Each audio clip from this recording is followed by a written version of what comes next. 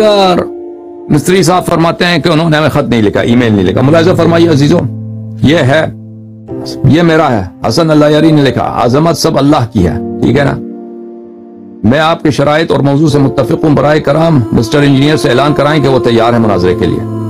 برائے کرام اچھی طرح نوٹ کریں، یہ میں نے لکھا ہے یہاں پہ کہ اس نے موضوع کا انتخاب کیا اور اس نے شرائط کا انتخاب کیا ہے، اور میں نے صرف اتفاق کیا ہے۔ دیکھتے ہیں اس بار بھی بھاگتے ہیں یا نہیں، کیونکہ اس نے مجھے پہلے بھی چیلنج کیا تھا اور میں نے اس کے چیلنج پہ راضی ہو گیا تھا اور وہ بھاگ گیا تھا۔ اور یہ میری ذاتی عظمت یا برتری نہیں ہے، یہ میری مذہب اور نور اہل بیت علیہ السلام کی برتری ہے۔ یہ چیلنج دے کر اپنی موضوع بھی ان کا، شرائط بھی ان کا، کوئی گفتگو نہیں ہوئی، کوئی نیگوشیشن نہیں ہے۔ انہوں نے جو شرائط رکھی ہم نے قبول کی، بھائی صحیح مان لیا، ٹھیک ہے نا؟ موضوع بھی تمہارا، سب ہماری۔ تو اس کا جواب کیا آیا؟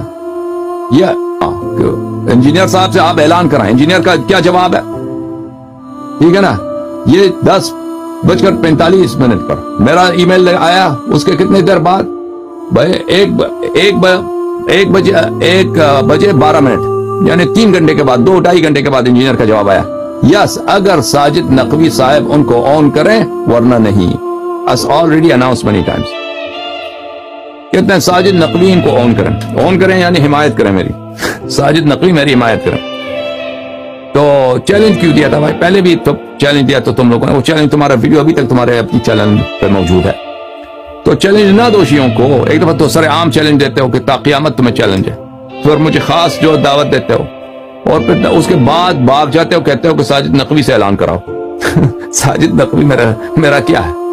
میرا سسر ہے ساجد نقوی، کہ وہ میں اس کو نہیں جانتا، وہ مجھے نہیں، بس نام سنا ہے، چہرہ دیکھا ہے کہ وہ کوئی شخص بھی کہ وہ فلانی شخص کی حمایت کرے۔ یہ کوئی شرط ہے بھائی؟ یہ کوئی شرط ہے کہ میری دلیل سچا ہونے کی؟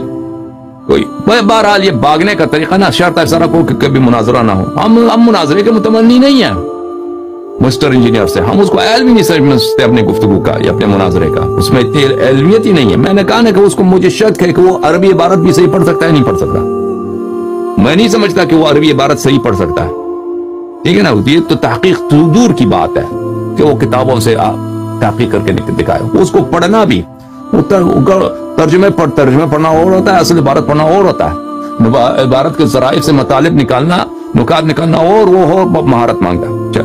میں تو یہ کہتا ہوں اس کو عبارت پڑھنا بھی مجھے نہیں لگتا کہ اس کو آتا ہوگا، ہو سکتا ہے میں غلطی پہ ہوں، لیکن میرا یہی گمان ہے، ٹھیک ہے نا؟ تو ایسے شخص جو پڑھ ہی نہیں سکتا، میں اس کو کیا چیلنج دوں؟ میں تو متمنی تو نہیں ہوں، تم خود پنگا لیتے ہو، روز ایک لسٹ بیٹھتے ہو بھائی کیا کہ ان علماء کو تم چیلنج کرو، ان علماء کو تم چیلنج کرو۔ بھائی تم نے مجھے چیلنج دیا تھا، تم نے شیعوں کو چیلنج دیا، یا تم شیعہ مذہب کے خلاف بات کرتے ہو، ٹھیک ہے نا؟